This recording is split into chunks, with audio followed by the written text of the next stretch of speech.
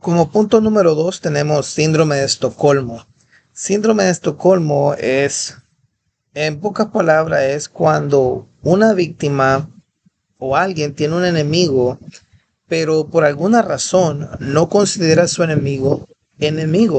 Entonces, en la definición oficial en el Internet, dice que son los rehenes que desarrollan un vínculo psicológico con sus captores durante el cautiverio. También dice que es difícil encontrar un gran número de personas que experimentan el síndrome de Estocolmo. Entonces, tengo mucha información, pero tampoco quiero alargarme en leerte toda la información. Todo esto lo puedes encontrar en la Wikipedia. Este dice el síndrome es raro, según datos de la FBI, alrededor de 5% de las víctimas de rehenes muestran evidencia del síndrome de Estocolmo. Una de las razones por la que decidí elegir este concepto de síndrome de Estocolmo me llamó la atención porque se trata de un evento que sucedió en Estocolmo, Suecia. De ahí se deriva esta definición de esta palabra, ¿verdad? Donde hubo un asalto, un robo a un banco en 1973 y los rehenes defendieron a sus captores después de ser liberados y no aceptaron testificar en contra de ellos.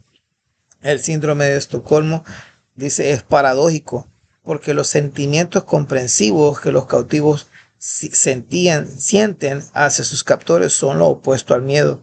Entonces, en pocas palabras, el síndrome de Estocolmo se ve reflejado en una persona cuando la persona defiende al agresor.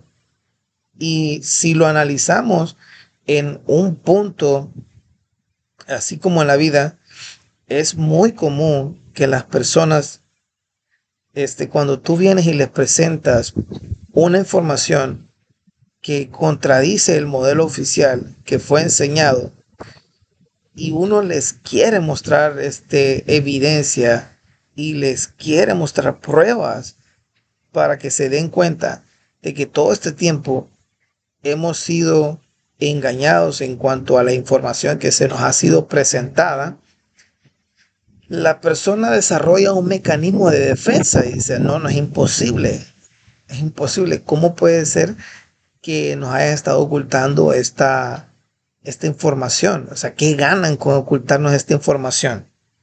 Para mí que eso es conspiración, ¿verdad? Entonces, para mí es importante, tener esto en cuenta porque si yo voy a hablar acerca de Dios, en este caso, a quien yo creo, quien yo considero que es mi Dios, es Yahweh, el Eterno, y su Hijo Jesucristo.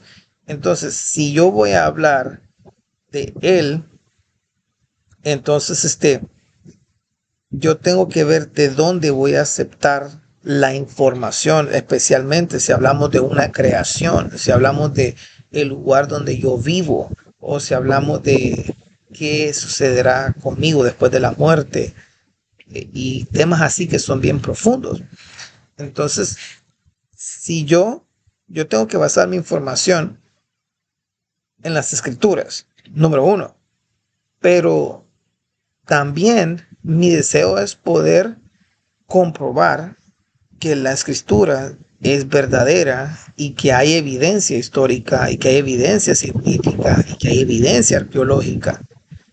Entonces, yo he comenzado a hacer mi búsqueda en lo personal de la verdad y me he encontrado con información extraordinaria que, que nunca me la habían enseñado, que, que nunca la aprendí en la iglesia donde yo iba, que nunca la aprendí en la escuela que yo iba y nunca la aprendí por medio de ningún familiar.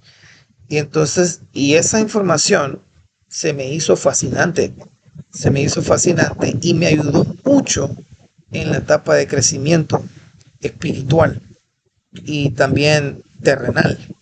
Pero yo estaba emocionado, y yo dije, wow, esta información es increíble.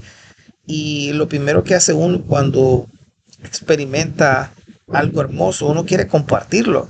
Y yo pensé y dije, wow, esta información vale oro. La voy a compartir con mis hermanos, la voy a compartir en Cristo, la voy a compartir con las personas que están cerca de mí. Y yo sé que a ellos también les va a llamar la atención porque es una información fascinante. Pero mi mayor sorpresa fue de que la reacción que tuvieron estas personas cuando la información era expuesta fue totalmente lo contrario. Fue un rechazo, fue una actitud como estás quedando loco, vives encerrado en tu propia burbuja. A personas que llevan mucho tiempo en el evangelio me dijeron, no, eso es conspiración, eso es mentira, es herejía, es anticristo y un montón de cosas. Entonces me causó tristeza porque dije yo, wow, ¿cómo es posible? ¿Cómo es posible que reciba todas esas definiciones? ¿Cómo es posible que reciba todas esas definiciones cuando lo único que estoy haciendo es, número uno, a la luz de las escrituras, mostrando que no es correcto lo que ha sido enseñado, y también por medio de experimentos científicos que pueden ser repetitivos y te van a dar el mismo resultado? Yo decía, wow, pero ¿cómo es posible? Y también le ofrecía a las personas información como histórica, como, ok,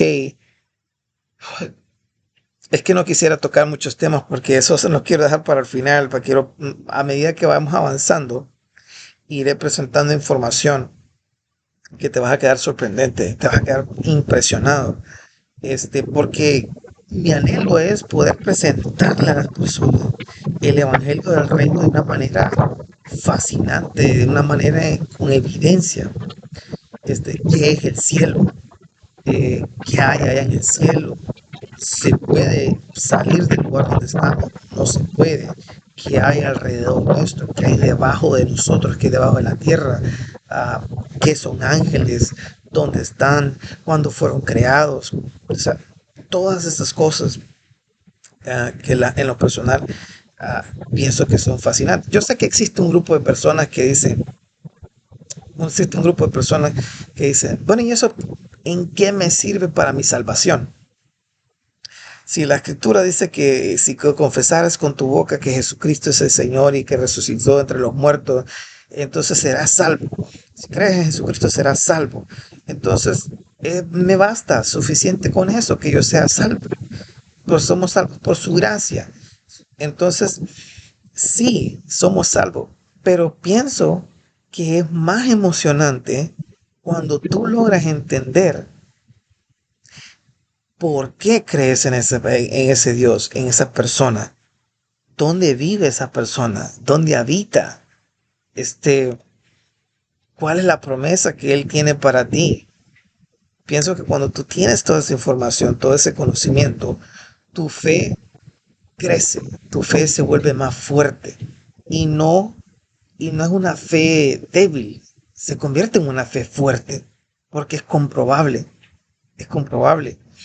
Y tú vives día a día anhelando ser diferente, anhelando conocer más a ese Dios maravilloso en que tú crees, porque quieres lograr alcanzar el final de la carrera y poder obtener todas esas promesas y vivir de alguna manera haciendo su voluntad, agradándolo a Él. Entonces, pero es muy común que a las personas lo categoricen como esa información no es cierta.